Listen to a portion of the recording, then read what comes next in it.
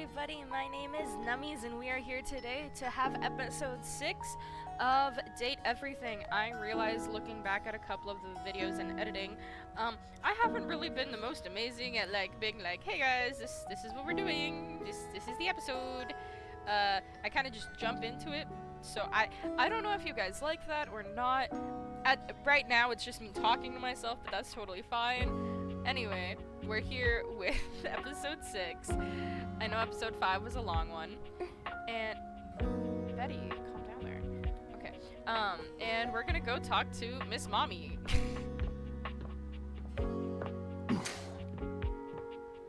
Oh, I'm so ready. I love her. I'm sorry. Finally. I take it you're my 11 o'clock. I should have known it was too much to expect you'd be on time. After all, it was apparently too much to expect you'd properly file your taxes. You're not even dressed properly. Put this on. It suits you. Oh boy. Yes, ma'am. I trust you brought your financial documents, receipts, and records to support all the information reported on your most recent tax return.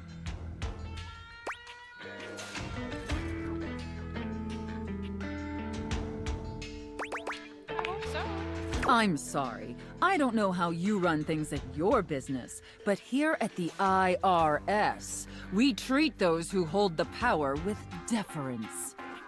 So if you want to walk away from this audit without the IRS putting a permanent lien on your checking account, I'd suggest you do the respectful thing and refer to me by my proper title, IRS agent. Do you understand, taxpayer?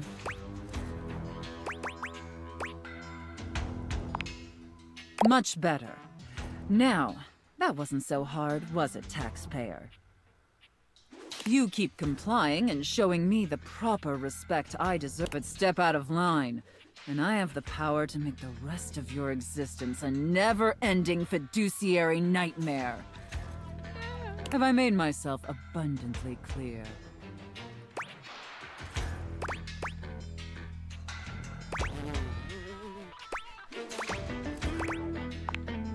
Good. All right then. Down to business. I think I should have tweaked with my audio settings beforehand. Oopsies.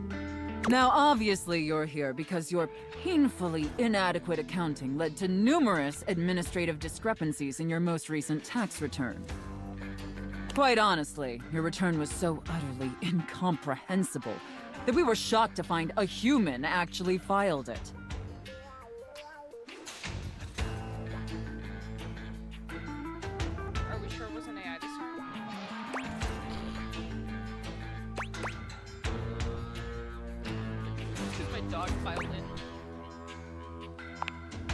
Excuses and groveling will do little to help you at this juncture. Although it is rather enjoyable to watch you pitifully squirm. What's important is that we properly assess your fiduciary mess and reconcile your discrepancies. Can I count on your compliance, taxpayer? Linguini. Firstly, on your personal taxes, you took the standard deduction. However, you also filed itemized deductions that totaled a greater value. Additionally, your itemized deductions were unusually large when compared to your reported income.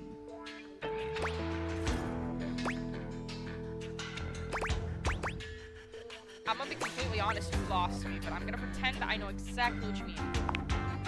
As I'm sure you're well aware, claiming the standard deduction while also claiming itemized deductions totaling a greater value, in addition to claiming deductions unusually large for your annual income, is a huge red flag for us here at the agency.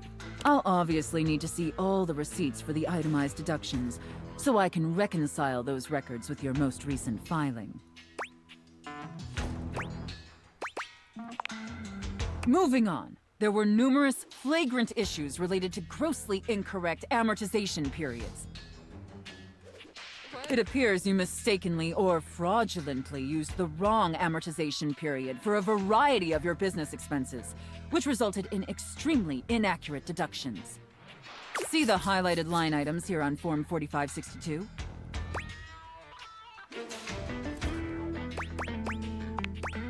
I appreciate your remorse. Just don't let it happen again.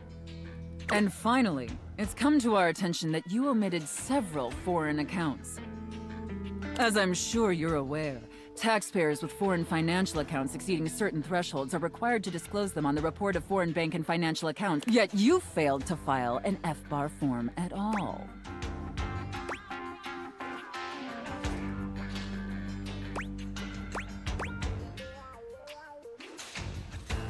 No, lol.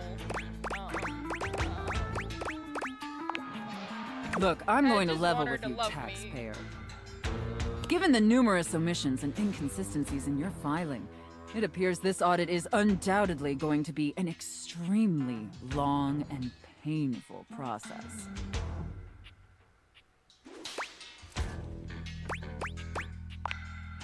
Additionally, I will be sending a team of agents to your home to oversee a field audit in order to conduct an on-site examination of your financial records and other relevant documentation.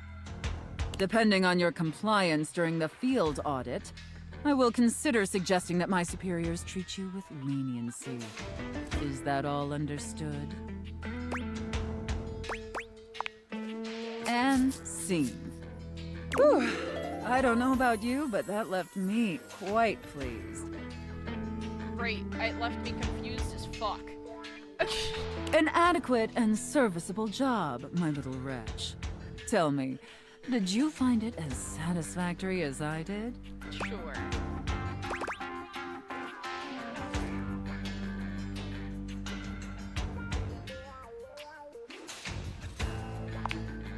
It pleases your mistress to hear that. And considering you were not a total disappointment, I'd be interested in exploring another scenario with you.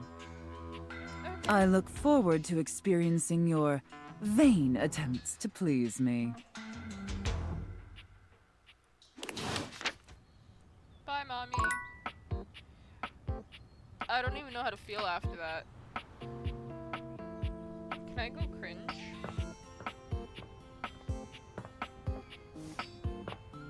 Ooh.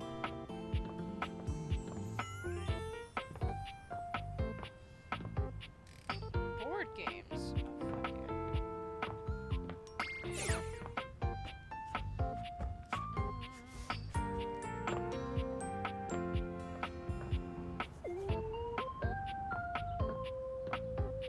Oh wait, we have the... No, not because then I have to go talk to Keith, and I don't want to have to go talk to Keith right now. So, I'm thinking of...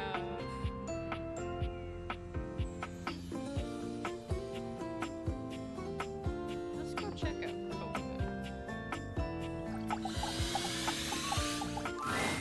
Koa gives you a friendly wave, patting the couch next to him. Hey, buddy. Come over. Take a load off.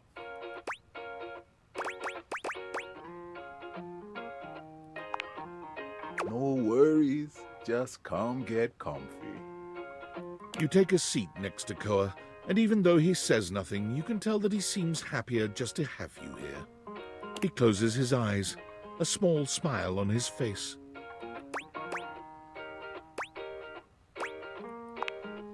Neither of you says anything. Somehow, the longer the silence stretches on, the more comfortable things feel. Physically, you're on your couch, but mentally, you're at a Hawaiian beach, listening to the waves lap against the shore. Koa is practically radiating comfortable satisfaction, and the happier he is, the happier you find yourself in turn. Beautiful. Just beautiful. Thanks for sharing the vibes today, buddy. Now, before you go, or I fall asleep, I got something for you. Oh my god, my car keys! Sure did. You haven't really been going anywhere, so I wasn't rushing to find you and give them back. But us being cool felt like you should have them back now.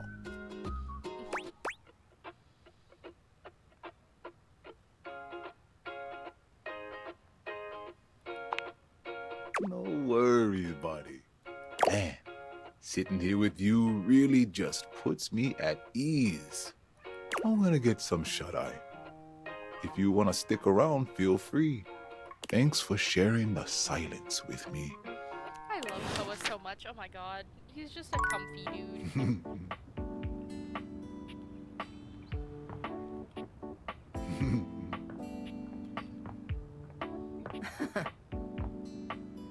Please don't talk to me, Dante.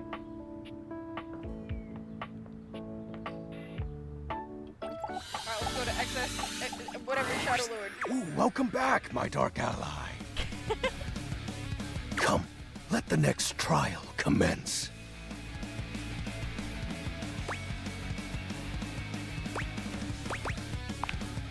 The trial of the letters begins. Oh, letters? What? Back before the Great Cataclysm, my comrades and I would partake in spirit-shackling activities. Some have lasted several nights. Others, we simply gave up counting. Are you prepared to begin? Sure. Let the game of shadows begin! I present to you the following. He holds a sheet of notebook paper up to you. It contains a macabre illustration of a dead person and a few mysterious lines. Blank, blank, blank, blank, blank, blank. So 6 blanks. Yes! This is the Hanged Man. Hang it. Now, choose your letter. What? Come on, just give me ABCD. Just give me the whole ABC.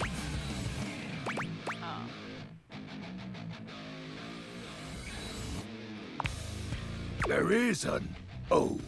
Ooh. Now, choose your letter. Wait, you said there. But I mean, what? At least show me where it goes. How am I supposed to make guesses here, man?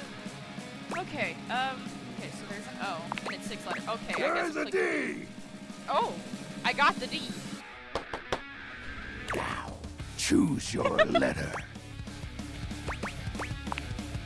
There is an A.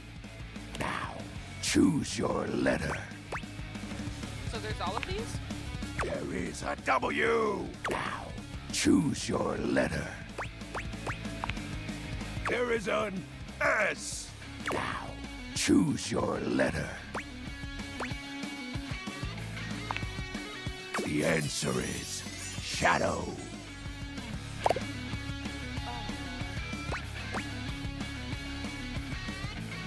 So sick. So awesome. Completely sick. Your turn. Shadow Lord's skull doesn't really have much in the way of expression, but he seems a bit smug. I'll have you know that among my dark cabal, I was the leading player. Think to yourself, what is your mysterious text? This sucks.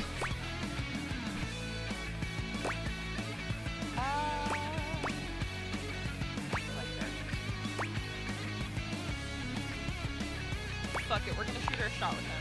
2 words. The second, 4 letters. The first, an apostrophe.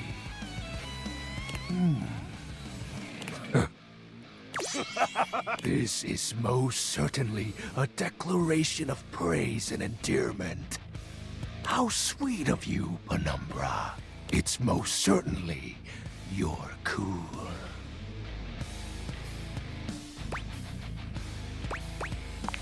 And What? you're wrong. That's impossible. What is the answer then? Shadow Lord falls silent as he tries and fails to process this compliment. Ooh. Oh, well, I see you've chosen the path of flattery. Yes, and you're blushing yellow, so I take it that I did well. As are you, Penumbra. Very cute. Let's go! Ah, that was entertaining. It's been eons since I've played the Hanged Man. Last time, I engaged in a mighty face-off with Lunar Knight that lasted until sunrise. Oh, it was legendary.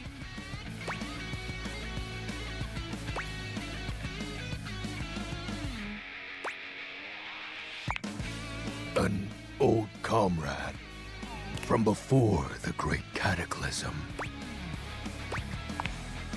He was a former shade of mine, if you get what I mean. Our conversations gathered more shadows than any other void dweller. The Lord of Shadows and his loyal knight. Us two were perceived as an eternal pair. The Great Cataclysm.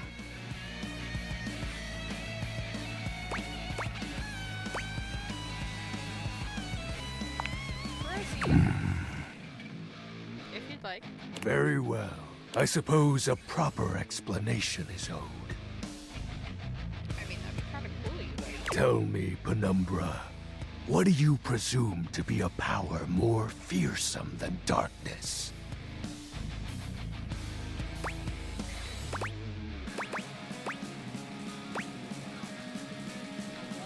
power.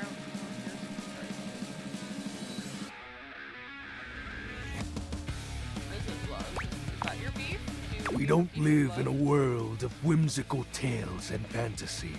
Not anymore, at least. The overwhelming phantasmic force that realigned the unified lives of my comrades and I is time.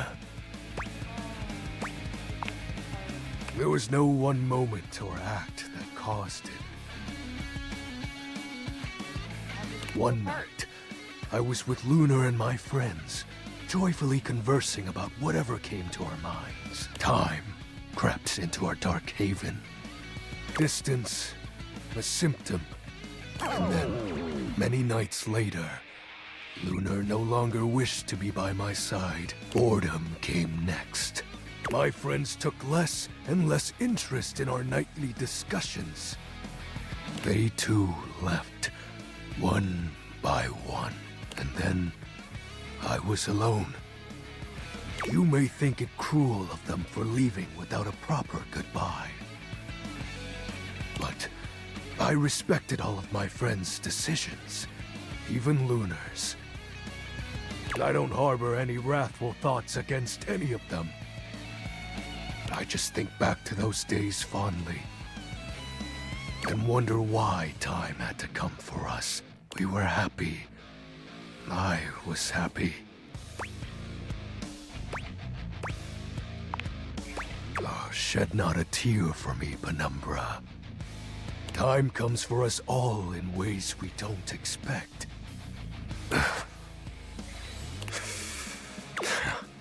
Normally, I'd celebrate triumphantly at obtaining another armament. That'll be all for today, Penumbra.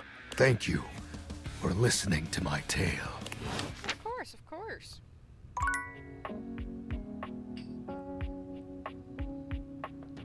I don't want to be this person, but is there a chance you could have pushed them away somehow? Were you toxic? Were you good? I guess only time will tell. Who do I want to go talk to next?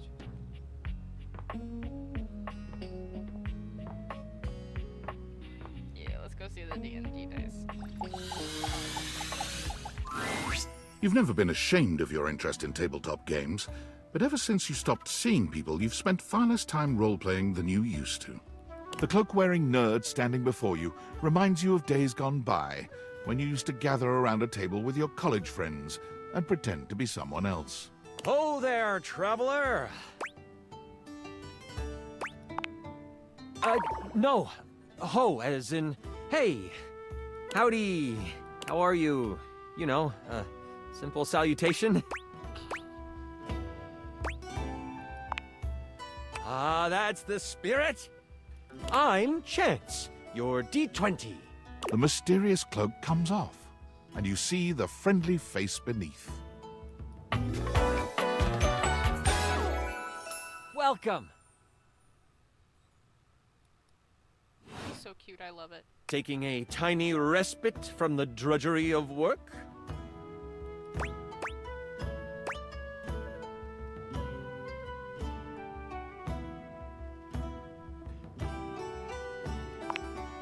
I actually have no idea. All I do is play. If you are up for a real adventure, I have just the thing for. Have you ever heard of grottos and gargoyles? Dungeons and Dragons? Yeah? Oh, that's great! What's your favorite monster? Oh, and what about your favorite mystical weapon? Or class? Oh, I have so many questions. Oh boy.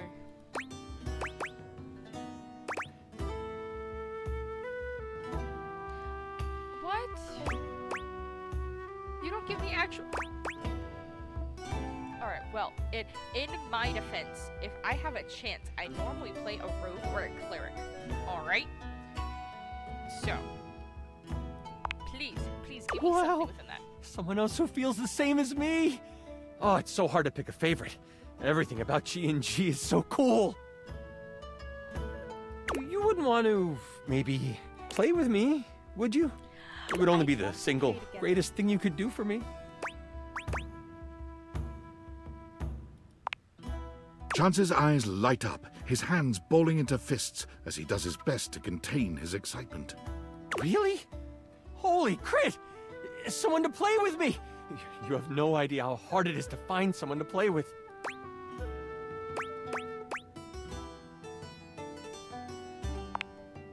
Sure can. Don't you worry about that. Your chronicler will balance everything for solo play.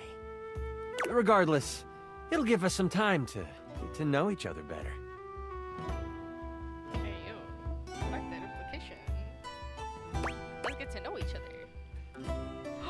Yes, I can roll with that. It's time to get you your character. All we have to do is choose your stats, your powers, and your weapons. Then your armor, your lineage, and your gargoyle gauge. Although I might leave that out for this first character. It's an optional setting.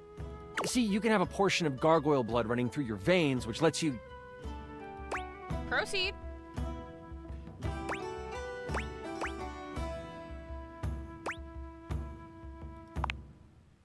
Depending on whether you skip through what I have to say, maybe 20 minutes? How about you let me make your character for you?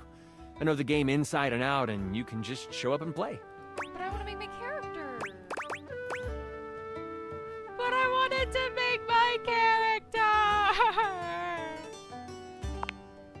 Oh, I'm so excited. You have no idea how much fun we're going to have. I'll even build the session based on what class you pick. There are 3 classes I can get rolling for you. All of them are awesome, but they won't be too much of a challenge. I'd suggest the Troubadour, the Guardian, or the Enchanter. Which one would you like?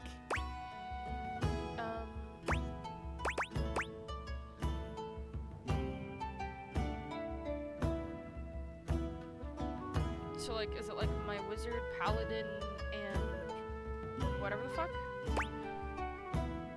Oh my god, I don't even know the choices with that word. Let's be a wizard. I'm so excited! The Enchanter it is! Magic will flow and find home in your heart. I heard that Lux wanted to get into G&G more and was thinking of playing a hotshot. If you two know each other, I'll invite them. They are all over the house, bringing radiance to everything they shine on. Now that I know who you want to be, it'll take me some time to finish building out the session for you. Give me a day? I should be ready by then.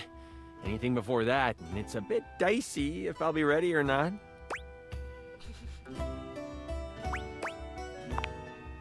Haha, me neither. Oh, it's been so long since I've played. I'll see you then.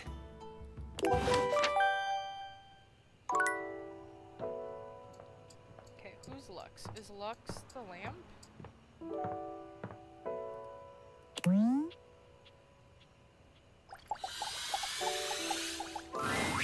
For a moment, you wonder if your dateviators are malfunctioning. But no, the fashionista standing before you is just that dazzling. They are dressed to kill. Abs on display and lighting all along their body, bathing them in a soft glow. A ring of light surrounds their perfectly coiffed blonde hair, giving them the appearance of an angel, and perfect lighting no matter which way they turn. But it doesn't take you long to discover the angel comparisons end at their appearance. Hey, betches! It's me again, Lux.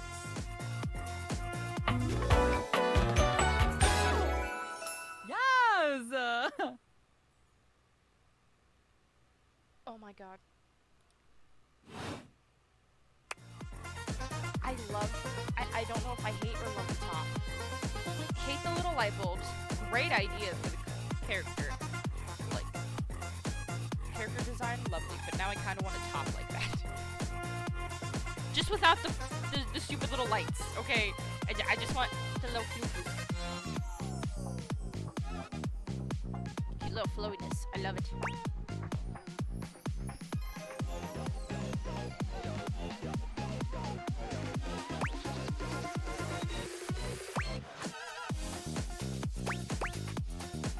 You're literally flawless. Hi. Wow. Seriously? Keep it down, okay? Can you not see that I am alive?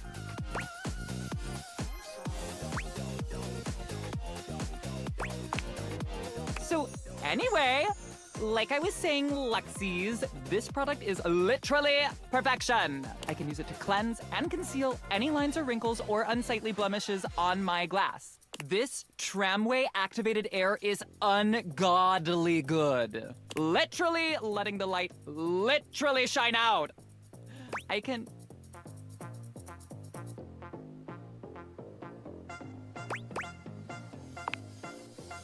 Like I was saying, I can literally let the light shine on everything around me, honey. And be the brightest example of positivity, peace, love, and joy. Like, when I use it, I can actually, literally feel myself glowing. Thank you, shameless plug. Okay, that's enough, plug. GTFO. Okay, betches and bros. Stay golden, stay glowing, stay light and bright, and I'll see you next time. But I don't want to interrupt him. Or them. I'll stick to them. Oh, are you still here? Honesty is part of my brand. Unlike most, I call it like I see it. And that is why I am calling you jealous and a hater. I don't need that energy in my life. Bye. I just wanted to talk to you. I wanted to play D&D.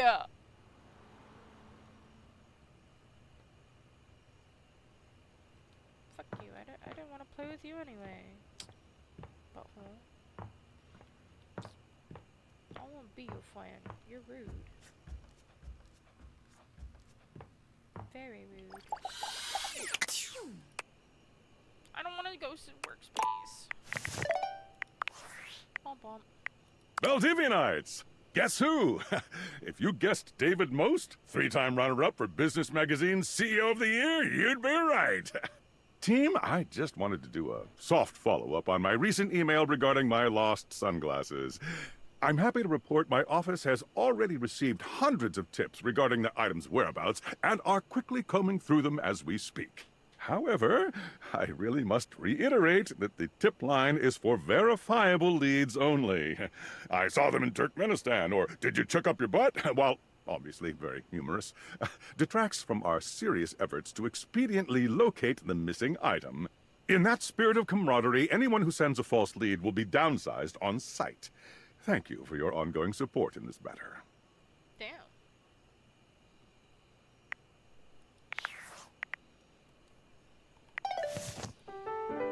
It's not gonna everybody out for your glasses. Weird.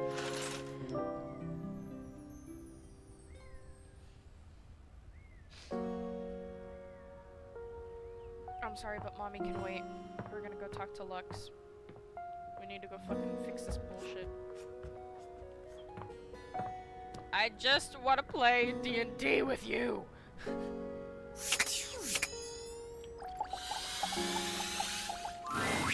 Oh, you again. I mean, JK, hi, good to see. Guess I will stop my live stream and, talk to you now?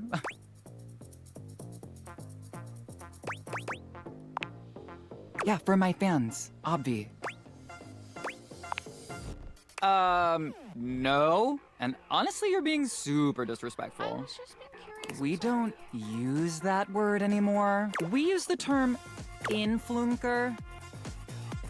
Incandescent, naturally flavored, like unbelievably naturally charismatic entertainer.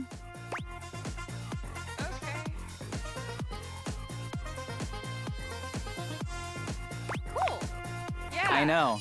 We're called influencers for short.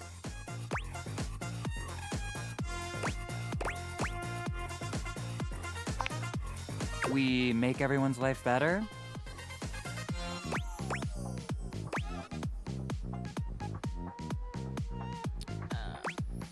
How? By giving them valuable tips and life lessons, Appy. We tell fans what to wear, we tell fans what to buy, we tell fans what to think, and we tell them how to feel, among other things.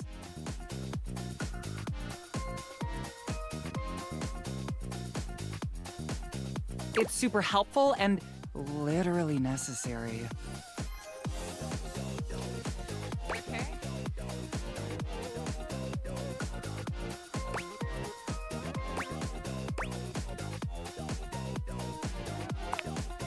Trust me, I know. One look at you and I can tell. Damn, rude. Okay, I can think of 2 ways to help make you better. I can share my daily routine with you. It is literally amazing. Or I can grant you exclusive access to my services. They're literally amazing. Both options are literally amazing. What are your services? Okay, congratulations! I will be charging you for the Triple Premium Platinum Package. It includes a $3 spa coupon, 6 copies of my ebook, a free yoga cushion rental when you come to our Bali retreats, and access to the virtual Living Light Lounge, where you can literally collab with other influencers whenever you want.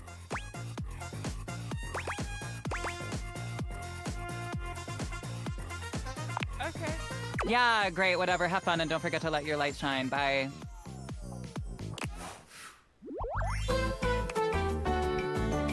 You know what? At least we're This friends. is so totally what friendship is and always has been.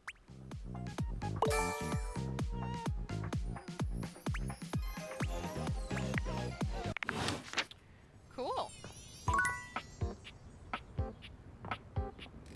I love how that was shiny. So can we play D&D now? I'll check out Mommy in a My minute. master of the mystics! You have appeared before I me have as health. you had Let's go. promised.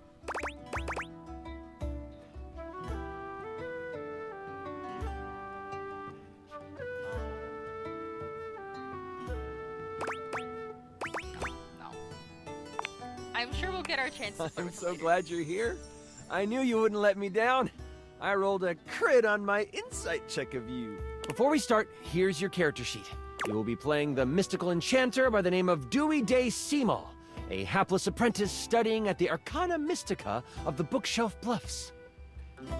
Looking at your character sheet, you will notice that you only have 40 health. Don't worry, it won't be that bad. Lux will be a hotshot, using bows and arrows to strike fear into foes from afar. You two will be a great long-distance duo. What? Sorry, I wasn't listening. You'll be a hotshot? I just heard hot. Right, a hotshot. You shoot arrows. Like Cupid! OMG cute. Okay, I'm totally in. I'll wear a cute little diaper costume. You don't... Too late, I'm already changing. Right, okay, that's Okay. fine. Finish explaining everything. I gotta edit this clip. Okay, back to the enchanter sheet then. You will see there are spell notches and schools of magic. No need to worry about that really, I made it more for me. Since this is your first time, I'll walk you through what you can do when the time comes. Are you ready to start?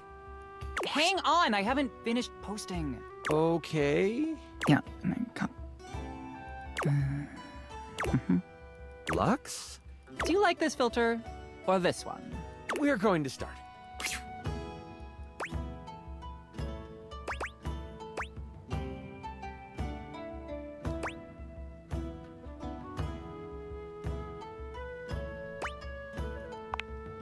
I love it. We start our adventure in the study of your mentor, High Enchanter Melville. She is an annoyingly proficient enchanter, and you are lucky to study under her. Only Enchanter Melville is also a hoarder. If you ever needed a magical trinket or a mystical doodad, Melville most likely has it. And after 2 years in their care, you are still relegated to dusting these relics while Melville gives lectures to the spine of enchanters. Except for me, I'm famous. Sure.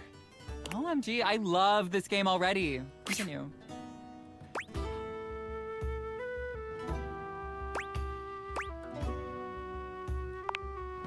The Spine is a group of enchanters that govern the magical world. Melville is one of the foremost researchers and often presents new discoveries to the Spine. You have been doing some magical research on the side, but you have needed some equipment that Melville has to actually get it done. With Melville in conclave for at least another 3 hours with the Spine, you choose now as the time. You go over to your sack of possessing, an item Melville knows you shouldn't have but allows, and you pull out your latest You found a lamp.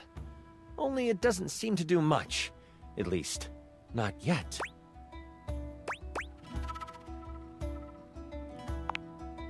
You sure hope it is. I found the lamp because light and lamps and glowing.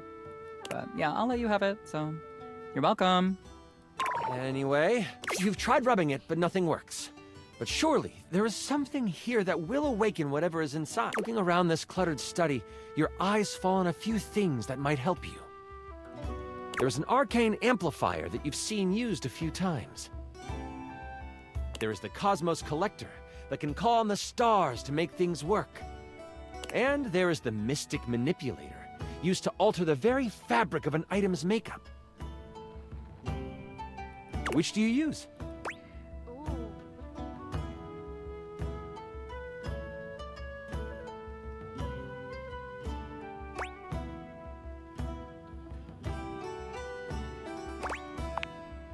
You scamper over to the amplifier. You slide the lamp into the mechanism and push some magic into its gears. It starts right up. It doesn't take long for the lamp to react to the device. First, it starts to glow. It takes on a warm copper, but then it starts to shake. Slightly at first, but then, boom! An explosion of magic rips the device apart, and white smoke consumes you. Some of the glass catches in your skin, and you take 5 damage. I roll to avoid the damage. What does... That's a critical failure. Okay, well, I just asked because I didn't roll one. What did you roll? The number that avoids damage to my freshly applied makeup. You wave your hands, clearing your vision. And that, the lamp, on the ground, broken in half. And floating above it, with beautiful purple skin and muscles that just won't quit. A djinn. You've done it! You released the djinn inside of the lamp. So, you the one who went off and set me free and all that?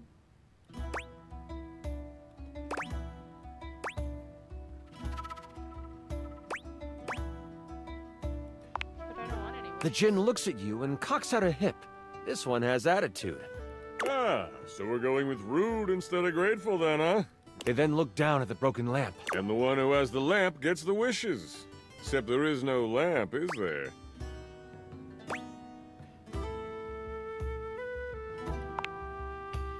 I'm good. Thanks for the jailbreak. And with a whirl, the djinn flies out the window and towards the woods. You realize that this is bad. Oh my god, can I just say that this is like terrible writing? What? Like Shut whoever the fuck up. wrote this Shut did up. like a... You do know I wrote this one shot, right? Wait, really? Because it's so creative and original. Do you mind?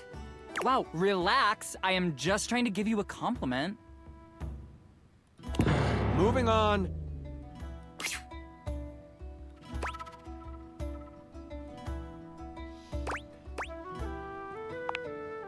Jinns have been trapped in lamps to stop them from being mischievous and using their powers for evil. You have unleashed a great force into the bookshelf bluffs.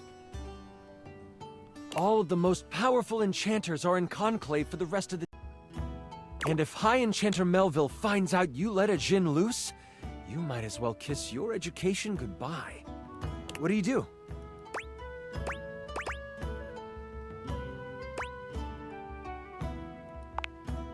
Using a quick spell to sweep up all the glass and metal, you quickly tidy the study before rushing off. In your dorm, your sack of possessing over your shoulder, you start to think about what you might need. But you don't have a ton of time. Your battle wand, of course. You also grab your Tome of Terrible Creatures. Flipping through it, you make sure you find the chapter on djinns. One paragraph stands out to you. It's about metal and the way djinn react to it. It's something to come back to. Oh, don't forget your ringing rock. Someone might call you. You know you can't hesitate for too much longer, so you decide to grab one more thing. Do you want the large red mystery potion? There is a box with runes sketched into it. It looks like your roommate's, but it also looks powerful. Which do you take? I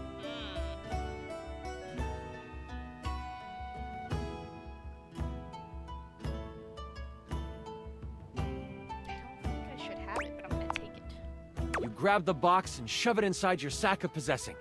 You have no time to figure out what it is right now. You quickly head out of the door and you get to the edge of the woods, and it isn't hard to figure out where the djinn went.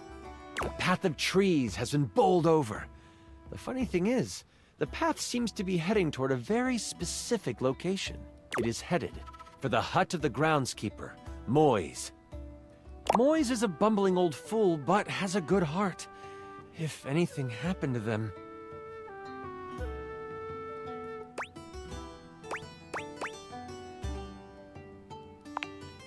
You race through the woods toward Moi's cabin. Right on the edge of where Moi's cabin would be, you see Moise. They are tied to a tree, but they aren't resisting. A tiny gnome, Moise has always been kind to you. They snuck you herbs you needed for your experiments and may have helped you destroy evidence of a failed enchantment before. I set up a drop shipping store for the gnome, leveraging my brand. Lux, I'm gonna need you to step out, okay? I just wanted to be friends with you to play D&D, and this is going horribly. Why were you invited? And because of my incredible popularity, I offer him a 98.2% distribution split. Anyways... I call it Zodiac Herbs for astrological abundance. And we make a ton of money.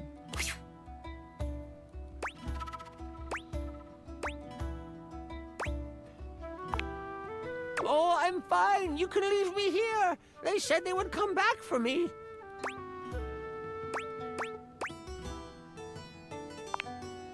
The tools are following the instruction of the djinn that came through here. Oh, I hope you didn't have anything to do with that.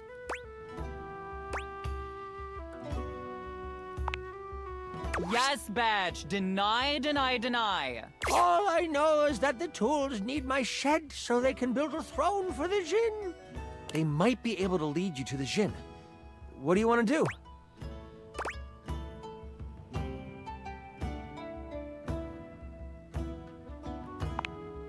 You decide to stealth your way out of this one. As the tools begin to head off down a path, wood and various building materials in hand, you follow them from a distance. Every now and then, you have to stop because the trowel looks like it's looking for you. But you keep going, following them for... Eventually, they stop. All right, time for our break. We've been working for an hour, so we're taking 10. The tools all put down what they are carrying and they begin to talk. You listen closely. So, Rick, you doing all right? This work has out of your general wheelhouse. Well, thanks for asking, Spade. I'm hanging in there. Trowel can really push a person, though. Oh, I know. Try being their cousin. Crazy thing is, I should have stayed in the glade with the djinn. Did you see all those leaves? They were everywhere. And I'm the perfect tool for the job. But no. Lift this board, Rick. Put it there, Rick. The spade puts its tiny hand on the rake's arm. When we get to the glade, you want me to say something? Nah, thanks, though. The djinn seems like a fair guy. I'll talk to him, see what he can do. The trowel walks over to the rake and the spade. We're gonna head back to the shed after our break. Gotta pull some nails for a hammer. You've heard all you need to, and you head toward the glade. That's it? We find out where to go by listening? Yeah, if you shut up. Don't be surprised if you lose subs over this writing. What subs? What are you even talking about? As you make your way toward the glade, your magical senses start to tingle. You see a few pebbles floating in midair. They float up and down, glowing a soft blue. From your education, you know this to be a ley line. It is one of many that converge around the school. You think this is why the Jinn went this way, to amass more power along the ley line. But there might be more to it than that. Still, time is of the essence. You could steam forward toward the Jinn, or stop and do some quick research from your book.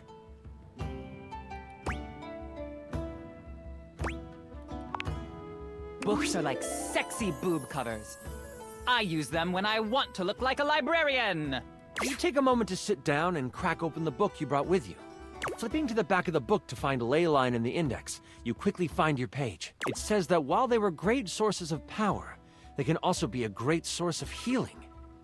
You find a ritual of rejuvenation and you partake. You have gained an additional 15 health. What do I get? Can I have some additional likes?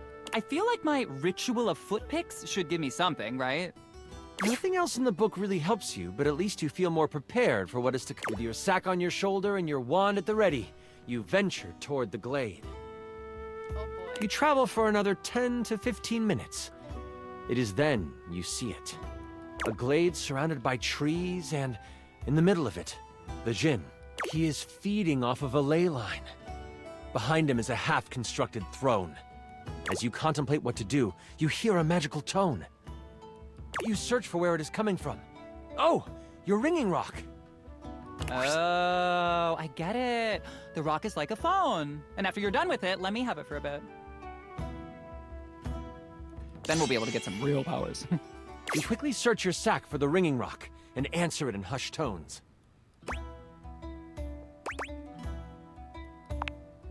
Oh, there you are. Where are you right now? That voice is one you would never forget. High Enchanter Melville is on the other end.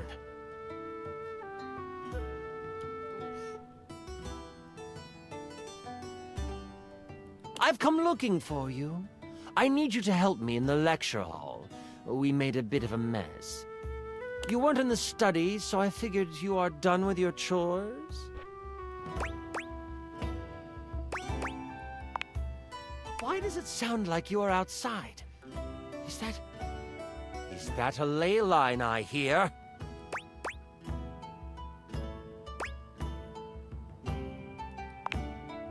You know that Melville isn't the biggest fan of lying. You have a choice to make. Do you come clean? Or do you hide the truth from your mentor? We all know what the answer is here.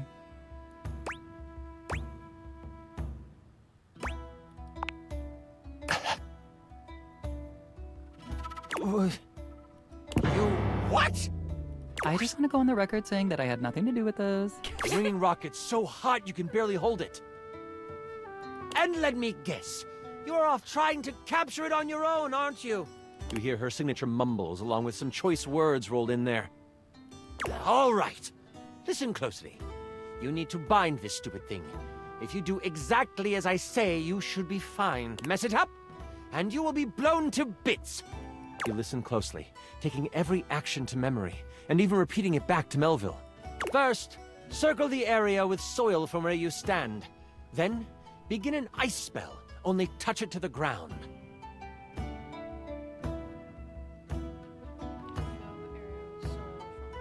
Lastly, recite the haiku of holding.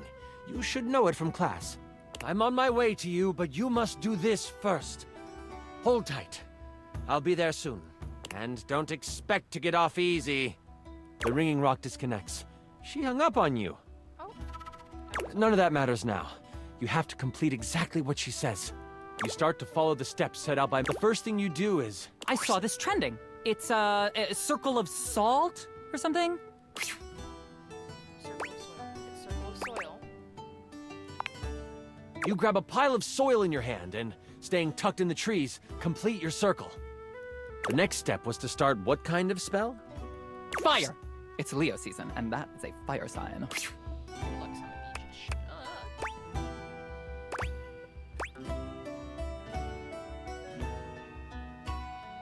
It was an ice spell. The bitter cold pulses through your finger. You touch the dirt and hear it snap together. Now, the last step. What did you need to recite?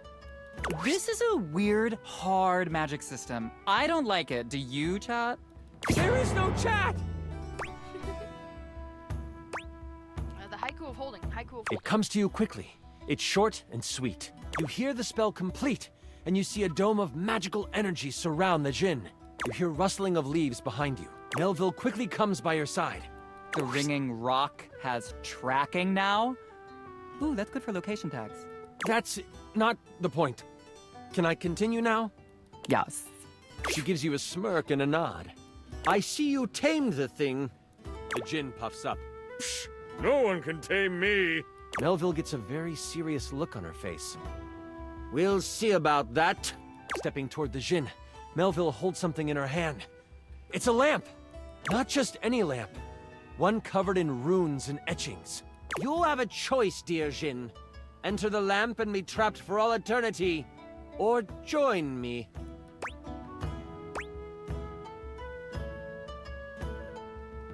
What?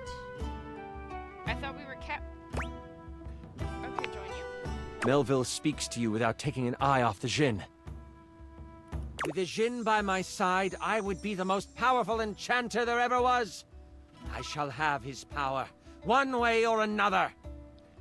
The lamp starts to glow, and the djinn begins to be sucked into the lamp. Make your choice, djinn, she cackles. Make it now! The djinn, with a panicked look on his face, shouts, I'll aid you. My power is yours. Whoosh! A flash of light overtakes you. You can't see, but you can hear energy most intense flying around. Before you floats Melville. But she is huge. The djinn has fused with her, and she lets out an evil laugh. Oh, my teacher's bad? Before I go on, I should tell you, this is the part where I would, like, monologue as Melville.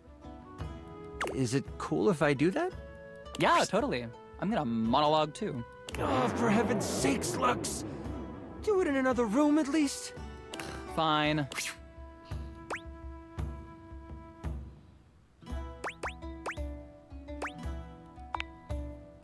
Thanks.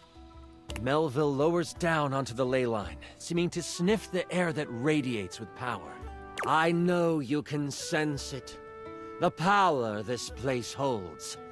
These grounds hold a wealth of energy. Energy that could have us enchanters rule the entire world. Mold it into our image. Could you imagine if every place was as ideal as Bookshelf Bluff? A place where learning was the only goal? It would be glorious, wouldn't it? If only we could make that happen. Oops! We can! The thing is, we've always been able to. But the idiots of the spine want to make sure we use our magic for good. What good? The world is full of evil all around us. From the shoelace shores to Cantalopia, evil is everywhere. But we can make it ideal. I can now make it ideal. What I will do will not be found in books. It will not be found in scroll. The world will learn the peace we have found here. And I will force them to. There is only one problem to clean up first. You. You know my plan, and you could stop me. I can't have that now, can I? Oh, what a pity. It seems I must finish you now. Melville begins to float again. Sling your spells if you want. At least you will die knowing you tried to stop me. Melville flies at you, a spell spinning in the palm of her hand. Only she hasn't quite got used to her new body and powers. The spell goes wild and crashes into a tree. The tree bursts apart, giant splinters flying everywhere. One hits Melville directly in the arm. She rears back, a pained wince on her face as she pulls out the large piece of wood. This gives you time to react. You are panicked and aren't sure what to do.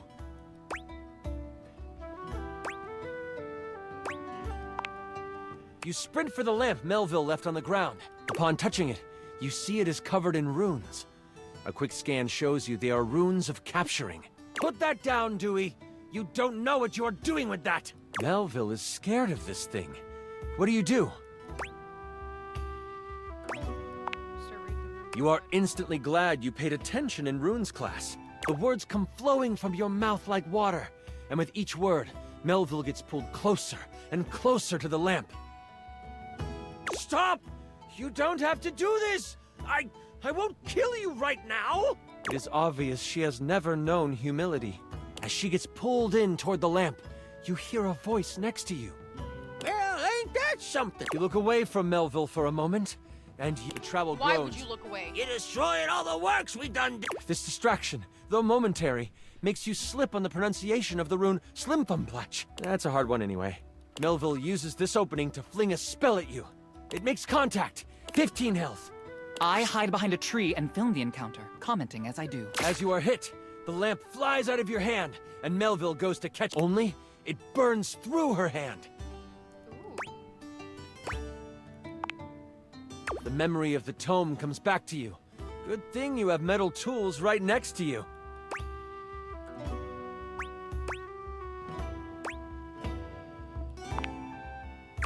I don't know about that. Trowel protests. Moise picks him up and hands him to you. Here you go. He's mouthy, but does good work. You lift the trowel like a magical focus. A grayish silver orb of pure metal collects at the tip of the trowel. This is kinda awesome. Trowel, and you unleash it toward Melville. It rips through her, leaving behind a ring of smoke where it made contact. You've never done metal magic before, so you aren't sure how to summon it quickly. This leaves enough room for Melville to counterattack. With a flash of blue energy, she hits you with an arcane lance. She is still reeling from your hit, so it only hits for 5 damage. You stagger back, pushing through the pain. You lift your eyes toward Melville, and you see the other tools rushing her. Lux, are you going to help? Someone has to live to upload the tale. I'll be back here. You get a few swipes in before Melville starts to grab them by the handle and snap them in half. Aww. In that moment, as if by magic, Moise appears. Oh, this doesn't look very good. Moise lifts a hand, and vines fly out of the ground to wrap around Melville. It looks like it's holding a plow. The vines are thrown off and burst into flames as they hit the ground. Now I have to kill you too. Die, Moise! Not boys. Melville charges up an energy attack. You have a moment to react before it You have enough spell notches to do your ultimate attack. Or maybe a higher level metal spell? Or there might be something else you want to do.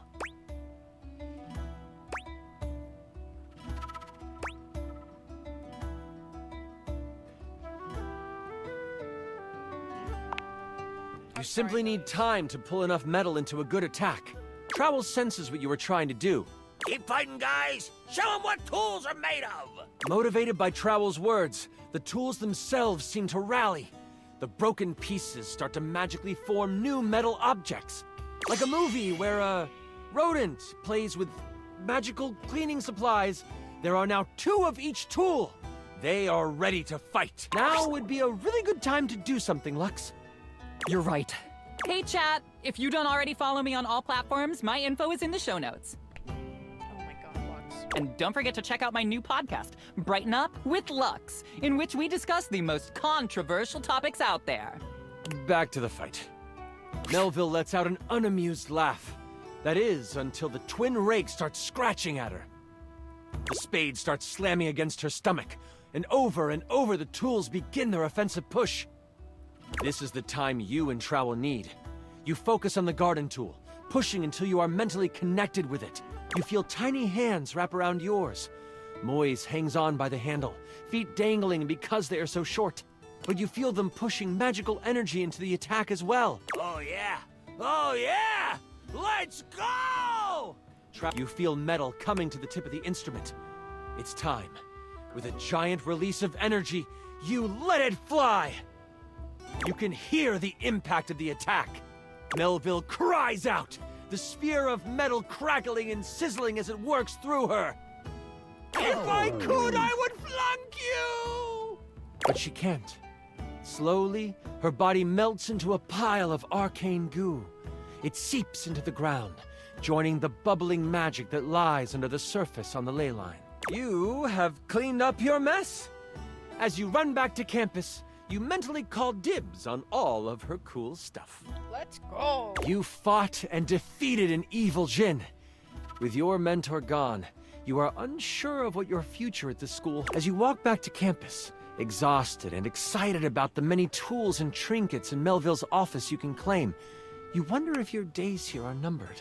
But as you walk towards the main doors of the school, Moise, by some magic they will never reveal, has beat you there and stands beside the High Enchanter Jefferson. I hear you took on a djinn and won.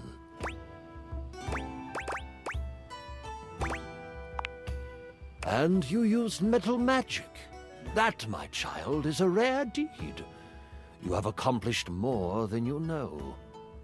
We in the Spine hereby declare your tuition free. You may study under any enchanter you choose. Let's go.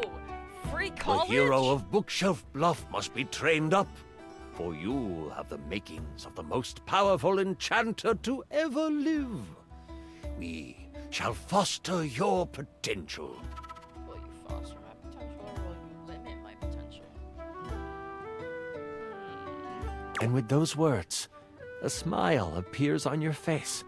This is not the last time the hero of Bookshelf Bluff will be asked to sling a spell for the protection of the school. But that's another story. And I went on to be the most famous, sexy, popular, sexy, smart, popular lamp in Bookshelf Bluff. I just... Perfect, thank you. You were amazing! Sorry. I'm just so excited with how much fun we just had. I'm floored by you. Listen, that was pretty much perfect for me. You are pretty much perfect to me.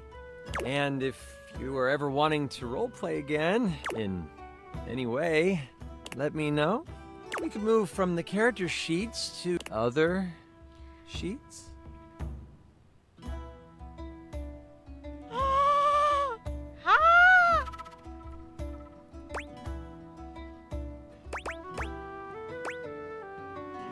Yes.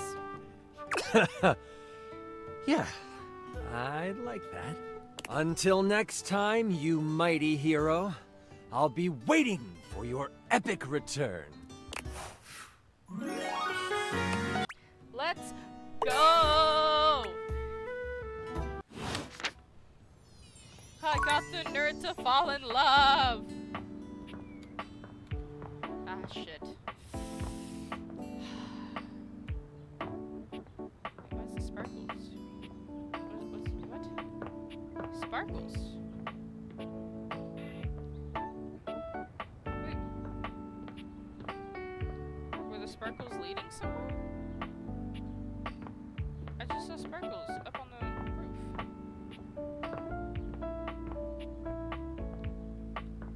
Are we going upstairs? Okay. Sparkles. Are they just there to be there? Do they have reasoning? Okay, well, time to talk to Mommy.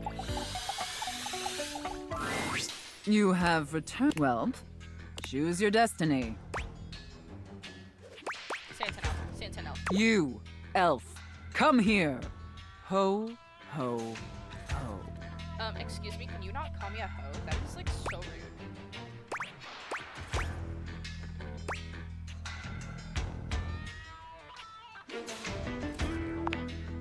Mistress? I have no idea who this mistress is that you're referring to. My name is Santa Claus, which you, seeing as you are an elf, are obviously quite aware. So stop these absurd shenanigans immediately. We've got an enormous amount of work to do. Dress yourself. Wow. Jingle my balls, why don't ya? And the clock is ticking.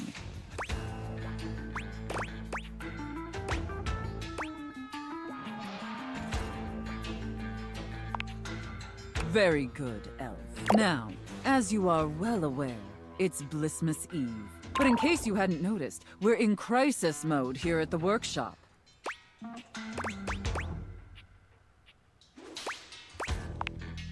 Yes, it is a truly lamentable tragedy. Unfortunately, our head chef, Tinselface, served some spoiled reindeer stew, and it's rendered our entire workforce incapacitated with horrific food poisoning. Whatever you do, stay away from the bathrooms. Now there's no one who can help finish preparations for Blissmas Eve. No one, except you.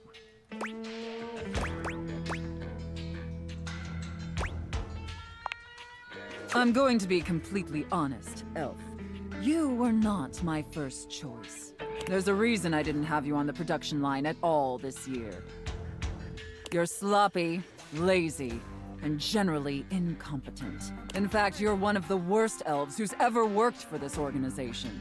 Just a total embarrassment to the entire North Pole. If there was anyone else who could save Blissmas, I would call them. But there's not. It's up to you. Do you understand? Hey, at least you still thought of me, so... Good. All right. First, let's take a look at your workstation. Dear God, this is where you work? This is a sty. Moldy gingerbread houses, half-eaten candy canes. I've never seen such a nasty, unkempt, unprofessional works. You are beyond disgusting, and you should be deeply ashamed of yourself. Tell me how ashamed you are, Elf, or you're fired.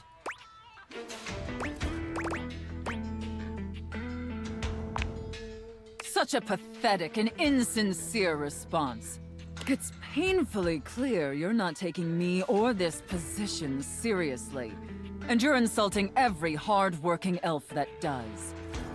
You must be punished for this insolence.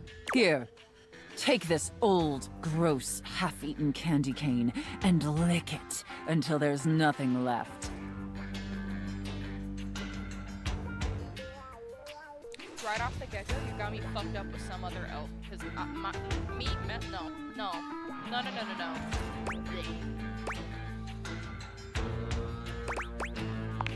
Please. Enough backtalk. Lick the candy cane. Lick it, Elf. Oh my gosh. It's an OSHA violation. Very good, Elf. You may be pathetically incompetent as an employee, but watching you lick that candy cane pleases Santa greatly.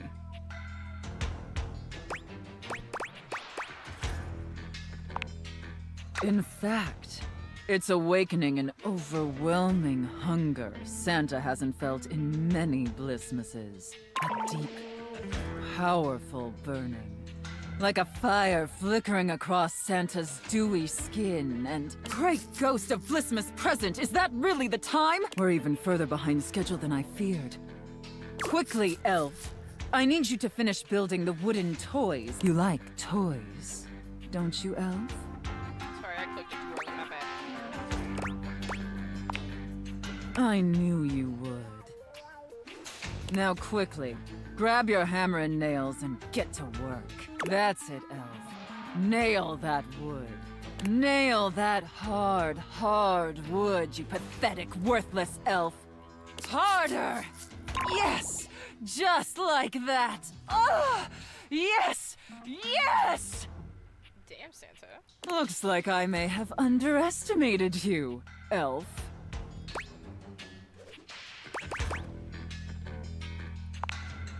No, thank you, Elf. Santa is very, very pleased with you. But enough chit-chat. There's still much we need to do before delivery. Now take the wooden toys over to the gift wrap station. They need to be properly wrapped before they can be distributed. Quickly! Now wrap the presents using this silk ribbon. Tie them up tight. Real tight. I want them tied so tightly that they're losing circulation. Do you get me? elf.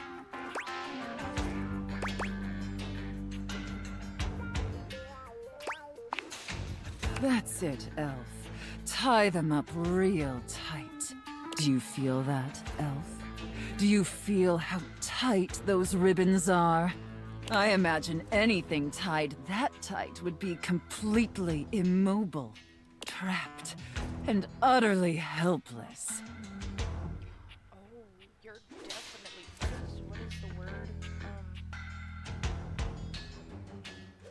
Who are the people that like tying people up? Help! I'm uneducated. She's definitely one of those guys. She's definitely like the tie-uppy person. Hold up. Let me look it up. Can you imagine that, elf?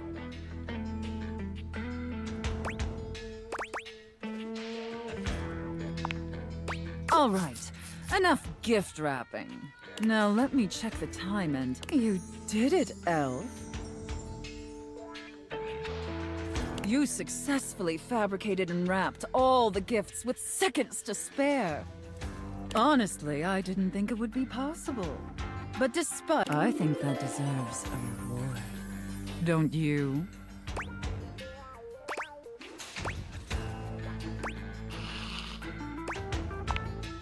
Let's not ruin the surprise. Here, come take a seat on Santa's lap to receive your reward. But first, I need to consult with my list to determine whether you've been naughty or nice. Very naughty. According to the list, you've been very naughty this year. I wasn't aware of that, but honestly, I'm not particularly surprised. Rude. Unfortunately, that means there's only going to be one thing stuffed inside your stocking. A lump of coal. It's what you deserve. And scene. I don't know about you, but that left me quite pleased. An adequate and serviceable job, my little wretch. Tell me, did you find it as satisfactory as I did? Absolutely. Very good, wretch. It pleases your mistress to hear that.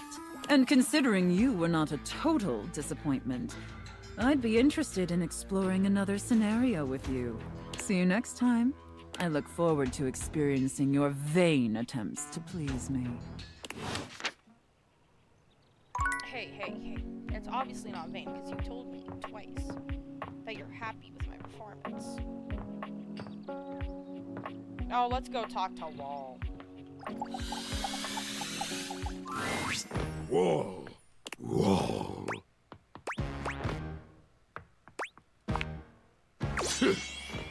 Whoa. He remains saying, wall. Oh. What did I do?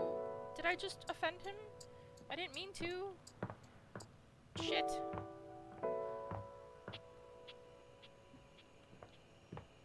Oh, I haven't talked to Hector in a little bit. Do you say anything new? My love, you've returned. Yes, I have. There is, you know, the most amazing rush of air in my chest each time I behold you now. What can I say? You inspire me. You, my good sir, inspire me as well. In such romantic ways. Ay, qué provecho. You are like breathing freedom.